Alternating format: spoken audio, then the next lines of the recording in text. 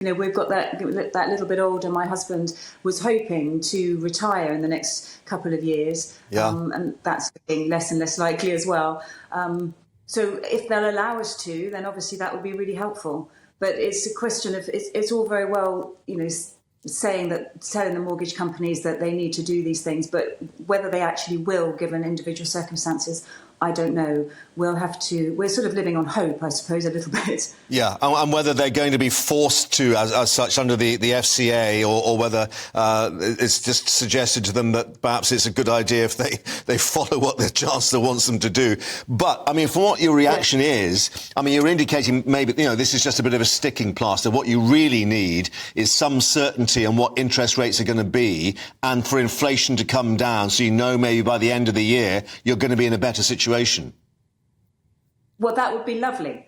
It would be lovely. I'm not sure that, from listening to Liam, it doesn't sound like anybody knows. So I'm unlikely to know. But yeah, we've got until December. And I would hope by then that maybe things are improving. People are talking about the interest rate staying up at 6% until next May, which isn't going to help us very much at all. On the 1st of July, we can start looking for a new mortgage, and we'll have to see what happens at that point. OK. We're having to look at contingency plans. Let me just update you with a bit more that we're getting from Chancellor Jeremy Hunt, who's been speaking to broadcasters after this meeting. He said tackling inflation was his and the Prime Minister's #1 priority. This is the quote. To everyone who is worried about the high inflation that we have in this economy at the moment, tackling high inflation is the Prime Minister and my #1 priority. We are absolutely committed to supporting the Bank of England to doing what it takes. We know the pressure that families are feeling. That's why we've introduced big support packages, around £3,000 for the average household this year and last. Do you feel that you've had a nice cheque of £3,000 from the Chancellor? No, I haven't. I haven't had any cheque from the Chancellor, and I'm very unlikely to do so.